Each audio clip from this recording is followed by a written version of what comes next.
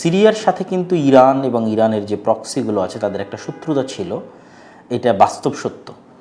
এবং বাশার আল আসাদের যে জুলুম সিরিয়ার মানুষের উপর, এটা পৃথিবীর ইতিহাসের অন্যতম ভয়াবহতম জুলুমগুলোর একটি, যার ন্যূনতম যদি পরিসংখ্যান করা হয় 2 লক্ষের বেশি মানুষকে বাশার আল আসাদ হত্যা করেছে। এবং সিরিয়ার মানুষরা যে উমাইয়া খেলাফতের ধারক এবং বাহক, অনেকেই উমাইয়া খেলাফতকে সহ্য করেন না, কিন্তু এটা আপনাকে স্বীকার করতে হবে যে এখন পর্যন্ত মুসলিম বিশ্বের যে সীমানা, এই সীমানা মূলত উমাইয়া খেলাফত আমলেই প্রতিষ্ঠিত হয়েছে। তারপরে অল্প কিছু মুসলমানেরা বাড়াতে পেরেছে, বেশি বাড়াতে পারেনি। যতদূর পর্যন্ত আজ মুসলমানেরা আছে তার 90%, তার 80% উমাইয়াদের সময় প্রসারিত হওয়া, তার পরবর্তীতে তার প্রসারিত হয়নি।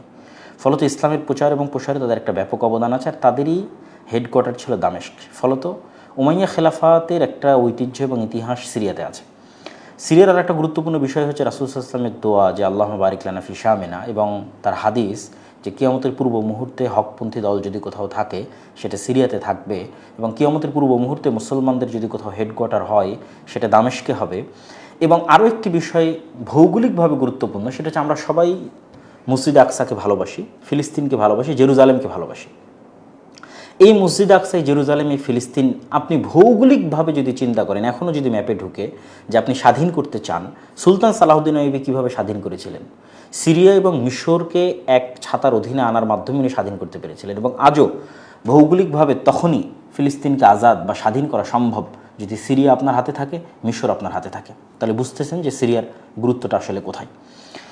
তো এই সিরিয়াতে কিন্তু এটা কিন্তু আপনাদের সকলের অবগতিতে আছে যে আজকের যারা যে সমস্ত মুজাহিদেরা যুদ্ধ করে সিরিয়াকে বিজয় করেছে, তাদের যে যুদ্ধ, এটা শুধু বাশার আল আসাদের সাথে ছিল না, বরং ইরানের যে বর্তমান রেজিম, তাদের যে প্রক্সি, তাদের বিরুদ্ধেও কিন্তু ছিল।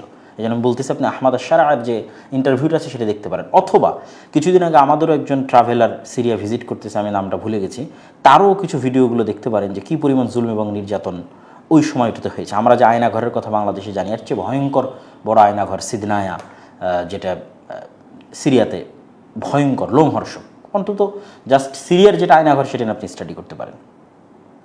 তো এই যে সিরিয়ার যে আজাদি, সিরিয়ার যে স্বাধীনতা, এটার পিছনে ভূমিকা কার বেশি? তুরস্ক এবং সৌদি আরব।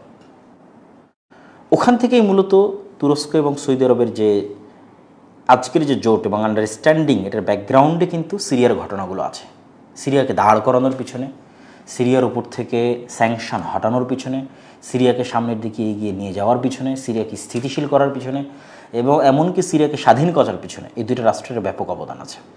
তা আমাদের এই পুরো রেজিমে, এই পুরো রিজিয়ন, এই পুরো এরিয়া, মিডল ইস্ট সম্পর্কে যদি আমরা জানতে চাই, তাহলে আমাদের একটা পার্ট হচ্ছে সিরিয়া। সিরিয়া সম্পর্কে আমাদের জানতে হবে। 2 নম্বর হচ্ছে, আরব বিশ্বের মধ্যে অসংখ্য জোট আগেও হয়েছে, খুব একটা কার্যকরী জোট অনেক সময় বাস্তবায়ন করা সম্ভব হয়নি, কেননা বিভিন্ন দেশের স্বার্থ ভিন্ন। যেমন এখনকার কথা যদি বলি, যেমন নিকট অতীতে সৌদি আরবের সাথে কাতারের একটা আন্ডারস্ট্যান্ডিং গ্যাপ ছিল, এমনকি সম্পর্ক বিচ্ছিন্ন পর্যন্ত হয়ে গেছিলো। এখন সৌদি আরব এবং আরব আমিরাতের মধ্যেও কাছাকাছি এরকম একটা সিচুয়েশন চলতেছে, এটাও আপনাকে মাথায় রাখতে হবে। এই জন্য বলতেছি, এটা আপনি দেখবেন কোথায়, যে সৌদি আরব এবং আরব আমিরাতের এই দ্বন্দ্বটা কোথায় ফুটে উঠবে। গত ডিসেম্বর সৌদি আরব ইয়েমেনের মোকাল্লা বন্দরে আমিরাত থেকে পাঠানো একটি অস্ত্রবাহী চালান বোমা হামলা দিয়ে ধ্বংস করে। ওই অস্ত্রগুলো যাওয়ার কথা ছিল আমিরাত সমর্থিত সাউদার্ন ট্রানজিশনাল কাউন্সিল তথা STC এর কাছে। এবং চলতি মাসের শুরুতেও সৌদি নেতৃত্বাধীন জোট আমিরাতের যে গ্রুপগুলো আছে তাদের উপর ব্যাপক হামলা চালায়। এটা ইয়েমেনে। তাহলে ইয়েমেনে সৌদি এবং আমিরাত 2 গ্রুপের যে প্রক্সি আছে তারা লড়াই করতেছে। আরেকটা ফ্রন্ট, সেটা হচ্ছে সুদানের যেটা জাতীয় সেনাবাহিনী, যেটা জেনারেল আব্দুল ফাত্তাহ আল বুরহানের নেতৃত্বাধীন, সেটাকে সাপোর্ট করতেছে সৌদি আরব। আর যেটা সুদানের SAF, যেটা সুদানের RSF, র্যাপিড সাপোর্ট ফোর্সেস, আধা সামরিক বাহিনী, যেটার নেতৃত্বে আছে হেমদাতি এরকম নামের একজন, তো তাকে সাপোর্ট করতেছে হচ্ছে আরব আমিরাত। তো সুদানের যে গৃহযুদ্ধ, সেই সুদানের গৃহযুদ্ধও কিন্তু সৌদি আরব এবং আমিরাতের মধ্যে একটা কনফ্লিক্ট চলমান আছে। এবং আজকের যে চুক্তির আমরা আলোচনা করব, এই চুক্তিতেও কিন্তু আমিরাতের কথাটা আসবে, আমরা শেষের দিকে বলবো আর কি। তো সেক্ষেত্রে আমরা 2টো বিষয় দেখলাম, একটা সিরিয়া দেখলাম এবং আর একটা সিরিয়ার সাথে ইরানের যে কনফ্লিক্ট, আর সৌদি আরবের সাথে আরব আমিরাতের যে কনফ্লিক্ট। এবার আসেন ইরান এবং ইসরায়েল, এই দুটোও কিন্তু এই অঞ্চলের মিডল ইস্টের অনেক বড় শক্তি। ইরানের সাথে বাকি সবার, ইসরায়েলের সাথেও বাকি সবার, তথা আমি যদি হেডলাইন দিই, ইরান বনাম অ্যারাবিয়ান মিডল ইস্টের সকল দেশ, ইসরায়েল বনাম মিডল ইস্টের সকল দেশ। ইরান বনাম কেন সকল দেশ? ইরানের যে বিপ্লব, এই বিপ্লবের মূল আহ্বানটাই ছিল সম্প্রসারণবাদী, যে আমাদের এই বিপ্লব, আমাদের সমমনা যত গ্রুপ আছে, যত দেশে আমাদের জনগণ আছে, সব জায়গায় এই বিপ্লব ছড়িয়ে পড়ুক। এবং এই কারণে কিন্তু ইরাক ইরান যুদ্ধ হয়েছিল সাদ্দামের সময়ে, ওইটার বিরুদ্ধে গিয়ে, যে এই বিপ্লবকে আরও অন্য দেশে ছড়িয়ে দেওয়া। এবং যে প্রক্সিগুলো আছে, ইয়েমেনের হুথি বলেন, লেবাননের হিজবুল্লাহ বলেন, এবং ইরাকে সাদ্দামের পতনের পর মোটামুটি ভালো ইরান এবং শিয়া যে মিলিশিয়া গ্রুপগুলো আছে তাদের কন্ট্রোল আছে। তো এই যে বিভিন্ন, এবং বাহরাইন, বিভিন্ন জায়গায় যেখানে যেখানে শিয়া অধ্যুষিত লোকজন আছে, সেখানে এই বিপ্লবটার সম্প্রসারণবাদী যে চিন্তা, এই চিন্তাটা অন্য আরব বিশ্বের দেশগুলোকে ইরানের সাথে একটা কনফ্লিক্টের কাছাকাছি নিয়ে গেছে। আর যেহেতু ইসরায়েল নিজেও সম্প্রসারণবাদী চিন্তায় বিশ্বাস করে, সেহেতু অটোমেটিক ইসরায়েল এবং ইরানের মধ্যে শত্রুতা শুরু হয়েছে। আচ্ছা, ইসরায়েলের সম্প্রসারণবাদ আমরা সবাই জানি ইরানের সম্প্রসারণবাদী চিন্তার চাইতে হাজারো গুণ, লক্ষ গুণ, কোটি গুণে ভয়াবহ। কী জন্য ভয়াবহ? সে আর অন্য কারো কোনো সীমানাতেও বিশ্বাস করে না, যে তার পার্শ্ববর্তী কোনো দেশের কোনো সীমানা আছে। এবং একসাথে অসংখ্য ফ্রন্টে যদি ইসরায়েলকে যুদ্ধ করা লাগে, সে দ্বিধা করে না, যেটা আপনারাও হামাসের সাথে যে যুদ্ধ, সেই যুদ্ধের সময় দেখেছেন। সে একই সাথে লেবানন ফ্রন্টে যুদ্ধ করেছে, সিরিয়াতে হামলা করেছে, হামাসের সাথে যুদ্ধ করেছে। মানে তার একসাথে যদি 10-15টা ফ্রন্টেও যুদ্ধ করতে হয়, তার কোনো দ্বিধা নেই। এরকম ভয়ঙ্কর একটা জায়নিস্ট এবং মানবতার বিরোধী একটা রাষ্ট্র, যেও সম্প্রসারণবাদী চিন্তায় বিশ্বাস করে, ফলত সেও ওই অঞ্চলের সকল দেশের জন্য থ্রেট। এবং এই দুই সম্প্রসারণবাদী চিন্তার কারণেই ইরান এবং ইসরায়েল এবং ইরান এবং আমেরিকার যে যুদ্ধটা আমরা দেখতেছি, এবং এই যুদ্ধে যে সাকসেস আসার কথা ছিল আমেরিকার পক্ষে, সেই সাকসেসটা পরিপূর্ণরূপে আমেরিকা না পাওয়ার পিছনে অনেকগুলো কারণ থাকতে পারে, কিন্তু দুটো কারণ অনেক ব্যাপক। একটা হচ্ছে যে ইরানের যে মোজাইক ডক্ট্রিন বা এসিমেট্রিক যে তার যুদ্ধ পরিচালনার যে পদ্ধতি, আর ইরানের যে রাষ্ট্র কাঠামো, তথা নির্বাচন হয় ঠিকই, প্রেসিডেন্ট আছে ঠিকই, কিন্তু সুপ্রিম লিডারের কাছে রাষ্ট্রীয় কাঠামোর মধ্যেই যে ক্ষমতা দেওয়া আছে, এইটা যারা ইরানের সংবিধান নিয়ে একটু স্টাডি করেছে তারা অবশ্যই দেখতে পাবেন যে ইরানের সংসদে কোনো আইন পাশ করলে এটা কার্যকর হয় না। এই আইনটা অনুমোদনের জন্য গার্ডিয়ান কাউন্সিলের সম্মতি প্রয়োজন হয়। আবার নির্বাচনে কি প্রার্থী হতে পারবে, রাষ্ট্রপতি প্রেসিডেন্টে কি দাঁড়াতে পারবে, এইটারও ফাইনাল ডিসিশন, তথা সে যোগ্য কিনা প্রার্থী নির্বাচন, এটাও ফাইনাল ডিসিশন গার্ডিয়ান কাউন্সিল দেয়। আর এই গার্ডিয়ান কাউন্সিলের 12 সদস্যের 6 জনকেই নির্ধারণ দেন সরাসরি সুপ্রিম লিডার, আর 6 জনকে নির্ধারিত করেন বিচার বিভাগ। এবং কখনও যদি গার্ডিয়ান কাউন্সিল এবং সংসদের মধ্যে মতভেদ দেখা দেয়, তাহলে মাসলিহাত কাউন্সিল নামে আরেকটা আছে, যেখানে দেশের প্রেসিডেন্ট, প্রধান বিচারপতি, সামরিক শীর্ষ নেতা সবাই থাকে, তারা মিলে এটা সমাধান করার চেষ্টা করে। আবার সুপ্রিম লিডার কে হবে এটা নির্ধারণ করার জন্য অ্যাসেম্বলি অফ এক্সপার্টস নামে আরেকটা আছে, যেই পরিষদের মেম্বার আবার 8 বছর পর নির্বাচিত হয়। তো এখানে ইরানের ব্যবস্থায় জনগণের হাতে কিছু ক্ষমতা থাকলেও রাষ্ট্রীয় কাঠামোর মধ্যেই মূল নিয়ন্ত্রণ সুপ্রিম লিডারের হাতে থাকে। ফলত এখানে কেউ একজন মারা গেলেই, সুপ্রিম লিডার নিহত হলেই পুরো ব্যবস্থার পতন হবে, এটা একটু জটিল। এবং ইরানের যে ভৌগোলিক অবস্থান, যে হরমুজ প্রণালীর পাশে, যে তার হরমুজ প্রণালীর উপর দিয়ে যে তাকে সকল দেশকে অতিক্রম করতে হচ্ছে, যেটা তার দেশের সাথে লাগানো। তো এটা ছিল ইরান এবং ইসরায়েল বা ইরান এবং আমেরিকার যে যুদ্ধ। একসাথে আমরা অনেকগুলো ফ্রন্টের সামারি দেখলাম, সিরিয়া দেখলাম, সৌদি আরবের সাথে আরব আমিরাতের দেখলাম, ইরান দেখলাম, ইসরায়েল দেখলাম, এবং মোটামুটি এর মধ্যে হামাসও চলে এসেছে, এর মধ্যে এই কী বলে ওর নাম আপনার হিজবুল্লাহ, লেবাননের হিজবুল্লাহ, তারাও চলে এসেছে, এর মধ্যে ইয়েমেনের হুথি, তারাও চলে এসেছে। এখন প্রশ্ন হচ্ছে যে এই পুরো অঞ্চলের এই সামারি যদি আপনার কাছে থাকে, এখন যদি আপনি এই জোট, যে জোটের আমরা অবস্থা দেখতেছি, এই জোটটা আসলে কার বিরুদ্ধে বা কী কাজের জন্য এই জোটটা, এটি তো অনেকের মধ্যে একটা প্রশ্ন। অনেকেই সরাসরি বলে ফেলতেছেন যে এই জোটটা ইরানের বিরুদ্ধে, আবার অনেকেই বলতেছেন এই জোটে কোনো কাজ হবে না, আবার অনেকে হয়তো খুব হাইপ তুলতেছেন না, এই জোটে অনেক কিছু হয়ে যাবে। আসলে পলিটিক্সে সাদা কালো বলে কিছু নাই, যে এটাই ঠিক এবং এটাই বেঠিক এবং এটাই সর্বোচ্চ আর এটাই সর্বনিম্ন। পলিটিক্সে কিন্তু এরকম হয় না, এর মধ্যে অনেক কিছুই থাকে। তো সরাসরি যারা এই জোটকে ইরানের বিরুদ্ধে বলতেছেন তাদের কথা কেন ভুল, আবার এই জোট কেন খুব বেশি সাকসেসফুল হতে পারবে না, সেটাও দুটো পয়েন্টে আমি কথা বলবো। আচ্ছা, কেন সরাসরি এটি ইরানের বিরুদ্ধে নয়? 2023 সালে সৌদি আরবের সাথে চীনের মধ্যস্থতায় ইরানের একটা চুক্তি হয়েছিল, এবং এই চুক্তির ফলশ্রুতিতে এখন পর্যন্ত কিন্তু এই দুই দেশ আর এক দেশের উপর সরাসরি কোনো আক্রমণে যায়নি। এমনকি আপনারা সবাই নিউজ দেখেছেন যে 2026 সালে সৌদি কিন্তু তার ভূখণ্ড মার্কিন যে আকাশ দিয়ে যে ব্যবহার করে ইরানে হামলা, এটার জন্য কিন্তু ব্যবহারের অনুমতি দেয়নি। এবং পাকিস্তান যে মধ্যস্থতা করার চেষ্টা করতেছে, এটা কিন্তু অবশ্যই সৌদি আরবের যদি অনুমোদন না থাকতো বা সৌদি আরবের যদি আগ্রহ না থাকতো, তাহলে কিন্তু সে এটা করতো না। এবং ওই রিজিয়নে, ওই এলাকায় যারা আছে, বিশেষ করে সৌদি আরব এবং আর যারা আছে, তারা কখনোই এটা বেয়ার করার মতো তাদের চিন্তা চেতনা নাই যে এই অঞ্চলটা যুদ্ধ লেগে থাকুক বা সবার ঘরে আগুন লেগে যাক। ফলত এটা কখনোই তারা চায় না যে এখানে একটা ফুল স্কেলে একটা ওয়ার, একটা যুদ্ধ শুরু হোক। ফলত সৌদি আরবও চায় যে এই যুদ্ধটাকে কোনোভাবে প্রশমিত এবং কোনোভাবে একটা যুদ্ধবিরতি চুক্তির মধ্যে নিয়ে আসা যায় কি না। এটা ওই অঞ্চলের সকল দেশের একটা অন্যতম স্বার্থ। তো এখানে প্রশ্ন আসতে পারে, তাহলে সৌদি আরবের যে হুথিদের উপর হামলা এবং কিছুদিন পূর্বে ইরাকের যে পিএমএফ, তাদের উপরও যে হামলা করেছে সৌদি আরব ইরাকে যারা ছিল, এবং সেখানে ইরানের আইআরজিসির অনেকেই মারা গেছে, এইটার সমাধান, এইটার অ্যান্সারটা আসলে কি? আপনি তুরস্ক বলেন, পাকিস্তান বলেন এবং সৌদি আরব বলেন, মোটামুটি সবাই একমত। যেটা আমি আবারও বলতেছি যে লাস্ট 3-4 দিন আগে আহমাদ আশারার যে লম্বা ইন্টারভিউ আছে, সেখানে সে ক্লিয়ার করেছে যে তারা সকলেই ইরানের যে সার্বভৌমত্ব, এটাকে স্বীকার করে এবং ইরানের সার্বভৌমত্বকে রেসপেক্ট করে, কিন্তু ইরানের যারা প্রক্সি আছে এইটাকে তারা অ্যাকসেপ্ট করে না। এটা আহমাদ আশারা খুব ক্লিয়ারলি বলেছে যে আমরা ইরানের যে সেলফ সভারিনিটি আছে এটাকে সাপোর্ট করি, কিন্তু ইরানের যে প্রক্সি লেবাননে আছে, হিজবুল্লাহ যারা আমাদেরকে হত্যা করেছে, অথবা ইরানের যে প্রক্সি ইরাকে আছে, অথবা ইরানের যে প্রক্সি ইয়েমেনে আছে, এই প্রক্সিটাকে তারা, মানে এটা তাদের রেড লাইন, কিন্তু ইরানের যে সভারিনিটি এটাকে তারা সাপোর্ট করে।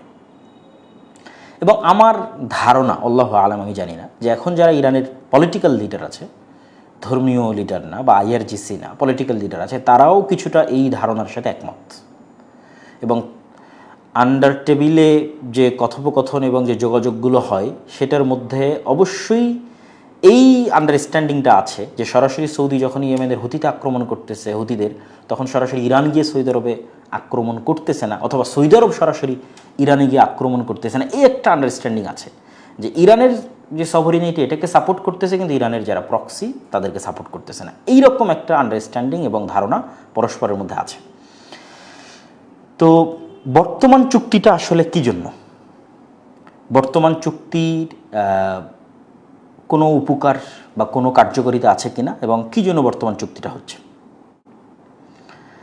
বর্তমান চুক্তির যে নাম দেওয়া হয়েছে মক্কা জয়েন্ট ডিফেন্স এগ্রিমেন্ট, এবং যেটা আসলে 2025 সালের 17 সেপ্টেম্বরে সৌদি আরব এবং পাকিস্তানের যে চুক্তি হয়েছিল, সেটার একটা এক্সটেন্ডেড ভার্সন। সরাসরি ওই চুক্তি নয়, কিন্তু তার সাথে আরও একটা দেশ যুক্ত হয়ে ত্রিপক্ষীয় একটা চুক্তি। এবং মুসলিম বিশ্বের মধ্যে এটা ফার্স্ট একটা সামরিক চুক্তি, যদি সামরিক চুক্তির দৃষ্টিকোণ থেকে দেখা হয় তাহলে প্রথম।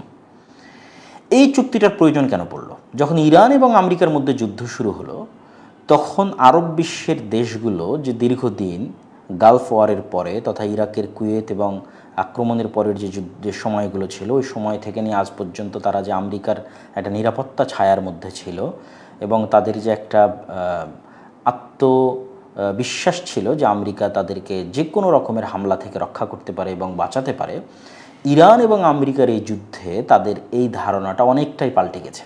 এবং সবচেয়ে বেশি যেটা পরিবর্তন হয়েছে সেটা হচ্ছে আমেরিকার কাছে মোস্ট ইম্পর্টেন্ট হচ্ছে ইসরায়েল, তথা তার সকল সাপোর্ট দিয়ে সে যদি কাউকে প্রথমে বাঁচাতে পারে, সেটা ইসরায়েলকে বাঁচাতে চাইবে।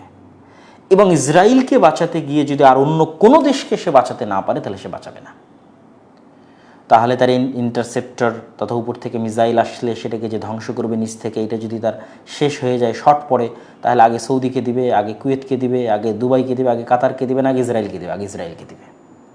মোটামুটি এই জিনিসটা আরব বিশ্বের সকল দেশের কাছে পরিষ্কার যে আমেরিকার যে নিরাপত্তা ছাতার মধ্যে আমরা আছি, এই নিরাপত্তা ছাতাতে আমাদের 100% স্বার্থ পুরোপুরি রক্ষা হচ্ছে না। এবং ইরানের সাথে যে যুদ্ধবিরতি প্রক্রিয়া, এই প্রক্রিয়ার মধ্যেও উপসাগরীয় দেশগুলোর যে স্বার্থ পুরোপুরি রক্ষা হচ্ছে এটা তারা মনে করতেছে যে হচ্ছে না। ফলত তাদের মধ্যে এই জিনিসটা অটোমেটিক প্রবেশ করে গেছে যে তাদের আসলে আমেরিকার বলয় থেকে বের হয়ে অন্য আর একটা কিছু চিন্তা করতে হবে। এবং এখানে আরও একটা জিনিস, কিছুদিন পূর্বে আপনারা অনেকেই নিউজ দেখেছেন যে আমেরিকার সাথে সৌদি আরবের সাথে আমেরিকার একটা নিউক্লিয়ার চুক্তি স্বাক্ষরিত হয়েছিল। এবং এই চুক্তি স্বাক্ষরিত হওয়ার পর কিন্তু সোশ্যাল মিডিয়াতে ট্রাম্প স্পষ্ট ভাষায় লিখেছে যে যতক্ষণ সৌদি আরব আব্রাহাম অ্যাকর্ডে যোগ না দিবে, আব্রাহাম অ্যাকর্ড মানে আসলে ইসরায়েলকে স্বীকৃতি দেওয়া, ততক্ষণ আসলে এটা সামনের দিকে আগাবে না। তথা সৌদি আরবের সাথে ইসরায়েলের কূটনৈতিক সম্পর্ক স্বাভাবিক না হলে ইউরেনিয়াম ইনরিচমেন্টের যে চুক্তি, এই চুক্তিটা আসলে কার্যকরী হবে না। তো এইরকম অনেক ক্ষেত্রে আমেরিকা একটা শর্ত দেয় যে ইসরায়েলের সাথে সম্পর্ক স্বাভাবিকীকরণ, আর তার বিপরীতে আরব বিশ্বগুলো যে শর্তটা দেয় সেটা হচ্ছে স্বাধীন ফিলিস্তিন রাষ্ট্র প্রতিষ্ঠা। তো এই সবগুলো বিষয় নিয়ে তাদের একটা চিন্তা তৈরি হয়েছে যে আসলে তাদের অন্য কিছু চিন্তা করতে হবে। এবং এই অন্য কিছু চিন্তা থেকেই মূলত এই যে জোটটা তৈরি হচ্ছে যে তুরস্ক, পাকিস্তান এবং সৌদি আরব যে নিজেরাই এই রিজিয়ন, এই মধ্যপ্রাচ্যের সমস্যার সমাধান আমরা করতে পারি কি না। এবং এইটা যে আমেরিকা এবং ইসরায়েলের বলয় থেকে বের হয়ে গিয়ে একটা আলাদা কিছু, সরাসরি ইরানের বলয়ও নয়, সরাসরি ইসরায়েলের বলয়ও নয়, আলাদা কিছু, এটার আর একটা প্রমাণ ওই যে আমিরাতের সাথে যে কনফ্লিক্টের কথা উল্লেখ করেছিলাম, ওইটা যদি মাথায় রাখেন তাহলে বুঝতে পারবেন যে আমিরাত, ইসরায়েল, ভারত, গ্রিস এদের সেম চিন্তা যে ইরানকে পরিপূর্ণরূপে ধ্বংস করে দাও, জাস্ট এটাই সমাধান। কিন্তু সৌদি আরব এবং অন্য আর যারা গালফ কান্ট্রি আছে এবং তুরস্ক, এবং এটা আমি আরও কিছু ডকুমেন্ট দিব, তারা কিন্তু এটা বিশ্বাস করে না যে না, ইরানকে পরিপূর্ণরূপে ধ্বংস করে দিলে এটা সমাধান হবে। ফলত এখানে আরও একটা আলাদা জোট কিন্তু আসতে পারে, এই সেম সামরিক জোট ইসরায়েল, ভারত, এমনকি ওটাতে আমিরাতও ইনক্লুড হতে পারে, এরকম আরেকটা জোট কিন্তু আসতে পারে। তো এটা যে আমেরিকা এবং ইসরায়েলের বাইরে গিয়ে ভিন্ন আরেকটা জোট গড়ে উঠতেছে, এটাতে সন্দেহের বিন্দুমাত্র অবকাশ নাই। এখানে অনেকেই বলতে পারেন যে আরব বিশ্বের দেশগুলো বা এখানে যে তিনটে দেশ আছে, তিনটেই তো আমেরিকার সাথে কানেক্টেড। আসিম মুনির বলেন, ফিল্ড মার্শাল আসিম মুনির বলেন, অথবা তারা তো এক ধাপে গিয়ে বলছে যে শান্তি চুক্তির জন্য তারা ডোনাল্ড ট্রাম্পকে মনোনয়ন দেবে। আবার রিসেপ তাইয়িপ এরদোগান বলেন, তার প্রশংসায় তো সবসময় ডোনাল্ড ট্রাম্প পঞ্চমুখ থাকে। আবার সৌদি আরবের সাথে তো ঐতিহাসিকভাবে আমেরিকার যে সম্পর্ক, তাহলে এটা তো একটা অনেক আমেরিকারই একটা বলয়। এখানে একটা জিনিস আমি মনে করি, আমি আমার বহু বক্তব্যে বলেছিলাম এবং এখনও বলি যে ইসরায়েলকে আমেরিকা জুলুম করার কারণে যে পরিমাণ না সহযোগিতা করে, তার চেয়ে বেশি সহযোগিতা করে ইসরায়েলকে মাজলুম মনে করে। এবং এই ন্যারেটিভটা ইসরায়েল ইউরোপ এবং আমেরিকায় প্রতিষ্ঠা করতে সাকসেস হয়েছে। হিটলারের যে আক্রমণ, সে আক্রমণকে বিক্রি করে, 60 লক্ষ ইহুদিকে হত্যা করার যে ঘটনা, এটাকে বিক্রি করে তারা তাদের যে সেন্টিমেন্ট, তাদের যে আবেগ যে আমরা মাজলুম, আমাদের থাকার জায়গা নাই, তো ওই সেম জায়গায় আপনি নিশ্চিত থাকেন আল্লাহর কোরআনের আয়াত অনুযায়ী যে ইহুদিদের চাইতে, হিন্দুদের চাইতে খ্রিস্টানরা মুসলমানদের অনেক নিকটবর্তী, এবং কিয়ামত পর্যন্ত যারা ইসলাম গ্রহণ করবে খ্রিস্টানরা ইসলাম গ্রহণ করবে। এবং কিয়ামতের পূর্ব মুহূর্তে তৃতীয় কোনো পক্ষের সাথে যে যুদ্ধ হবে, এটা কিন্তু খ্রিস্টানরা মুসলমানদের সাথে থাকবে।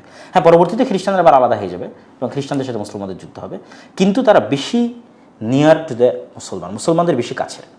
তো যদি ইসরায়েল পুরো আমেরিকায় তার অর্থনীতিকে ইউজ করে, তার মিডিয়াকে ইউজ করে আমেরিকাকে যদি কন্ট্রোলে রাখার চেষ্টা করতে পারে, আরব বিশ্ব যদি সেই চেষ্টা করে, এটাতে খুব একটা ক্ষতির না।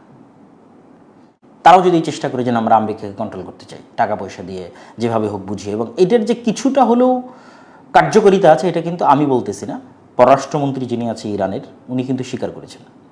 কেননা আমেরিকার প্ল্যান ছিল যে শুধু আকাশ হামলার মধ্যে সীমাবদ্ধ না থেকে স্থল অভিযানে যাওয়া, এবং স্থল অভিযানে যাওয়ার জন্য তাদের ফার্স্ট টার্গেট ছিল কুর্দি।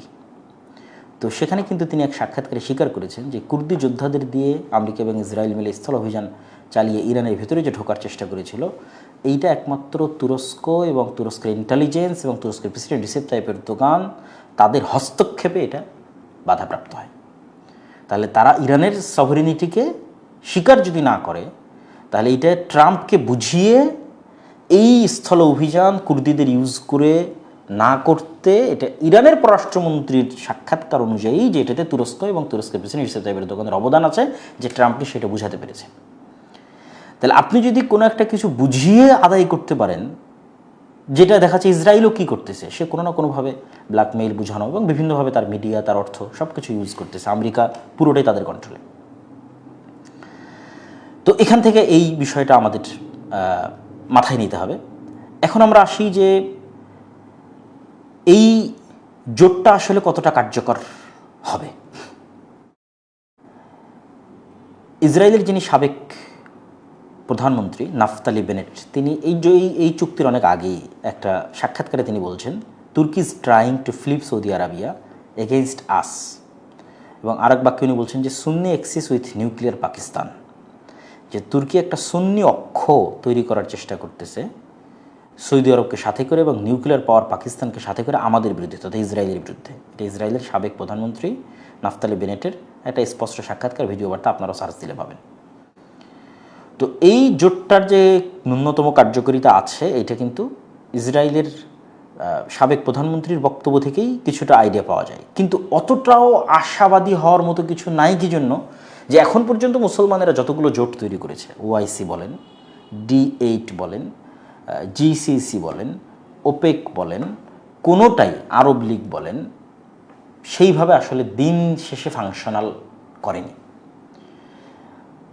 আজকে আমি একমত হলাম, কালকে আমার এবং আপনার স্বার্থ মিলল না, আমরা আলাদা হয়ে গেলাম। এবং অনেকেই এটাকে মনে করতেছেন যে মুসলিম ন্যাটো, আসলে ন্যাটোর ধারে কাছে যাওয়ার মতো এই জোট নয়। কেন ন্যাটোর ধারে কাছে যাওয়ার মতো নয়? ধরেন ন্যাটোর যদি কোনো একটা কান্ট্রি, ধরেন পোল্যান্ড যদি এখন আক্রান্ত হয়, তাহলে পোল্যান্ড আক্রান্ত হওয়ার পর ন্যাটোকে ভাবতে হবে না যে কোন পথে সৈন্য পাঠাবে, কোন বিমান ঘাঁটি ব্যবহার করবে, কে কমান্ড করবে, ঠিক আছে, কোন রেডিও ফ্রিকোয়েন্সিতে কে কথা বলবে, ঠিক আছে। এগুলো সবই পূর্ব থেকে exercise, doctrine, logistic support, command structure, all everything, joint defence council, ঠিক আছে, পার্মানেন্ট মিলিটারি হেডকোয়ার্টার, সব কিছু একদম এর জন্য আলাদা সেনাবাহিনী, আলাদা ব্যবস্থা, আলাদা training, all everything set up. এই জায়গায় কিন্তু আসলে এটা কিছুই নাই। জাস্ট ন্যাটোর আর্টিকেল 5টা এখানে ইউজ করা হয়েছে যে একটা দেশের উপর হামলা হলে আরেকটা দেশ হামলা করবে, কিন্তু তাদের সমন্বিত কোনো সেনাবাহিনী, সেই সমন্বিত সেনাবাহিনী কীভাবে পদক্ষেপ নেবে, কোথায় হামলা হলে কীভাবে হামলা হলে, হুথিরা সৌদিতে হামলা করতেছে, এটা কি পাকিস্তান তার উপর হামলা মনে করবে কিনা, বেলুচিস্তান, আফগানিস্তানের সাথে পাকিস্তানের যুদ্ধ হচ্ছে, এইটাকে সৌদি তার উপর হামলা মনে করবে কিনা। আবার তুরস্কেরও তো সমস্যার অভাব নাই, তুরস্কের সাথে কুর্দিদের প্রবলেম, তুরস্কের সাথে গ্রিসের প্রবলেম, ওইটাকে পাকিস্তান এবং সৌদি আরব মনে করবে কিনা যে আমাদের উপর হামলা। তো মুসলমানদের অতীতে যত জোট তৈরি হয়েছে কোনোটাই শেষ পর্যন্ত খুব বেশি ফাংশনাল হয়নি। ন্যাটো অথবা ইউরোপীয় ইউনিয়ন এগুলো বেশি সাকসেসফুল হওয়ার কারণ হচ্ছে যে সেখানে লিডারশিপ আছে এবং একজনের কথা না মানলে, এবং একটা কাঠামো আছে যেখানে কেউ কোনো কথা অমান্য করলে আরেকজন সেটাকে অ্যাকাউন্টেবল করতে পারে, জবাবদিহিতার আওতায় নিয়ে আসতে পারে। যেমন ধরেন ন্যাটোতে যদি আমেরিকা যা বলে সেটাই, ইউরোপীয় ইউনিয়নে যদি ফ্রান্স এবং জার্মানি এবং তাদের যে গণতান্ত্রিক যে মডেল আছে, মডেলের মধ্যে একটা দেশ যদি রাজিও না হয় কিন্তু যদি বেশি ভোটে সেটা পাশ হয়, সে সেটা মানতে বাধ্য, মানে অ্যাকাউন্টেবল। কিন্তু মুসলমানদের মধ্যে অতীতে যত উদ্যোগ নেওয়া হয়েছে কোনোটাতে এরকম অ্যাকাউন্টেবল করার কোনো সিস্টেম তৈরি হয়নি, যে পাকিস্তান যদি পরবর্তীতে যুক্ত না হয় বা সৌদি যদি যুক্ত না হয় অথবা তুরস্ক যুক্ত না হয়, কে তাদেরকে বাধ্য করবে? No answer. ফলত এই জোট সম্পর্কে যে খুব বেশি আশাবাদী হওয়ার মতো কিছু আছে তাও কিন্তু নয়। জাস্ট একটা কথা বলে আমি আমার বক্তব্যের শেষের দিকে যাব। হ্যাঁ, এই জোট যদি ডিফেন্সিভ হোক অথবা আক্রমণাত্মক হোক অথবা রক্ষণাত্মক হোক, তারা যদি তাদের পরস্পরের যে প্রযুক্তিগুলো আছে এগুলোকে ব্যবহার করে গঠনমূলক নিজেদের মধ্যেই যুদ্ধ করার জন্য যত ধরনের সরঞ্জাম প্রয়োজন তার সবই প্রযুক্তি আদান প্রদানের মাধ্যমে নিজেদেরকে শক্তিশালী করার পিছনে তাদের প্রযুক্তিগুলো লাগায়। যেমন তুরস্ক তার যে বাইরাক্তার যে ড্রোন আছে, পাকিস্তান তার যে পারমাণবিক আছে, এরা পরস্পরকে যদি তাদের প্রযুক্তি দিয়ে এই স্বয়ং সম্পূর্ণ হওয়ার দিকে যদি সামনের দিকে এগিয়ে যায়, সরাসরি যুদ্ধকেন্দ্রিক না, গঠনমূলক এবং কাঠামোগত, তাহলে এটা অবশ্যই দীর্ঘমেয়াদে মুসলমানদের জন্য সকল দিক থেকে উপকারী এবং কার্যকরী। সর্বশেষে যেটা বলতে চাই যে এই জোটের কারণে কি ইরান এবং আমেরিকার যে যুদ্ধ এটা থামবে এবং এটা কি কোনো সমাধান হবে? দেখেন, রাশিয়া এবং ইউক্রেনের যুদ্ধ কি থেমেছে? হামাসের আক্রমণের পর এখন পর্যন্ত কি মধ্যপ্রাচ্য শান্ত হয়েছে? হয়নি। তো বেশিরভাগ বিশ্লেষকদের মন্তব্য যে খুবই কম সম্ভাবনা থামার, কেননা হরমুজ নিয়ে তো কেউ ছাড় দিচ্ছে না। আমেরিকা বা গালফ কান্ট্রিগুলো চাচ্ছে হরমুজ আগের অবস্থায় ফিরে যাক, আর ইরানের কাছে একমাত্র অস্ত্র যেটা এখন তার কাছে সবচেয়ে শক্তিশালী, হরমুজের কন্ট্রোল যদি সে নিজের হাতে না রাখতে পারে তাহলে সে যে কোনো চুক্তির টেবিলে সে তার হাত নিচে থাকবে, আপার হ্যান্ড থাকতে পারবে না সে। ফলত ইরান চাইবে যে সে আপার হ্যান্ড থাকুক। কীভাবে থাকবে? হরমুজ যদি তার কন্ট্রোলে থাকে। তাহলে হরমুজ নিয়ে যতক্ষণ সমাধান না হচ্ছে ততক্ষণ এখানে যুদ্ধেরও কোনো সমাধান নাই, আলটিমেটলি কোনো সমাধান নাই। ফলত যদি এই যুদ্ধ না থামে তাহলে পুরো মধ্যপ্রাচ্য এই যুদ্ধের আওতায় চলে আসতে পারে। আল্লাহ আলম, আমরা চাই না যে আসুক, বরং নিরাপত্তা বজায় থাকুক, দেশগুলো নিরাপদ হোক, মুসলমানদের রক্ত কম ঝরুক, এটাই আমাদের চাওয়া। কিন্তু সার্বিক পরিবেশ পরিস্থিতি এখন পর্যন্ত আমাদের দৃষ্টিতে যে খুব ভালোর দিকে এগিয়ে যাচ্ছে এরকম নয়। তো আমি আমার কথার কনক্লুশনে চলে আসি যে মক্কার মতো একটা পবিত্র জায়গায় শুক্রবারের দিন জুমার সালাতের যে পরপরই যে গুরুত্বপূর্ণ একটা চুক্তি সাধিত হলো, এই চুক্তির বিষয়ে আমাদের চিন্তা চেতনা কী তা আমি আপনাদের সামনে যদি একদম এক বাক্যে সামারি করি যে যদি এটাকে গঠনমূলক কাজে লাগানো হয় দীর্ঘমেয়াদে ভালো, আদারওয়াইজ এখন শর্ট টার্মে আপনি মনে করছেন যে খুবই ভালো কিছু অথবা খুবই খারাপ কিছু, আসলে কোনোটাই নয়। এবং এখানে সাদা কালো যে কেউ কারো খুব বড় শত্রু যে না এটা ইরানের বিরুদ্ধে হতো বা না এটা আমেরিকা ইসরায়েলের বিরুদ্ধে বা আমেরিকা ইসরায়েলের পক্ষে, আসলে এরকমও না। এখানে প্রত্যেকটাই একটা আর একটার সাথে বিভিন্ন লেয়ারে বিভিন্নভাবে কানেক্টেড, যেটা আমি আমার পক্ষে যতদূর সম্ভব আমি পুরো এই অঞ্চলের একটা সিনারি আপনাদের সামনে তুলে ধরার চেষ্টা করেছি। আশা করি এটাতে আপনাদের সামনে ক্লিয়ার হয়েছে। সর্বোপরি দক্ষিণ এশিয়া মানে আমাদের বাংলাদেশের এই ধরনের জোটে আসলে যুক্ত হওয়া উচিত কিনা। বাংলাদেশের মতো দেশ যে জায়গায় আছে, যেই দেশের চারিদিকে হিন্দুত্ববাদী ব্রাহ্মণ্যবাদী শক্তি ঘিরে আছে, এই জায়গায় বাংলাদেশের স্বাধীনতার জন্য মুসলিম বিশ্বের সাথে যতভাবে যেভাবে কানেক্টেড হওয়া পসিবল, এটাই বাংলাদেশের একমাত্র বাঁচার রাস্তা।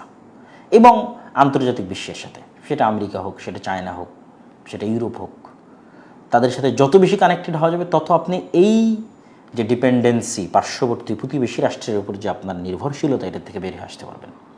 ফলত পাকিস্তানের যা আছে, পারমাণবিক বম বাদ দিলে বা আর অন্য কিছু বাদ দিলে, জনবলের দিক থেকে যদি চিন্তা করি, বাংলাদেশ আর্মি অনেক ক্যাপাবল জনবলের দিক থেকে।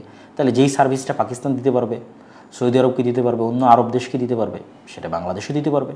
ফলত আমি মনে করি অবশ্যই বাংলাদেশের এই ধরনের যত জোট যেগুলোতে মুসলিম বিশ্ব কানেক্টেড হবে, মুসলিম রাষ্ট্রগুলো কানেক্টেড হবে, সেগুলোতে বাংলাদেশের যুক্ত হওয়া উচিত। দীর্ঘমেয়াদে এগুলো অবশ্যই বাংলাদেশের জন্য উপকারী এবং কার্যকরী হবে।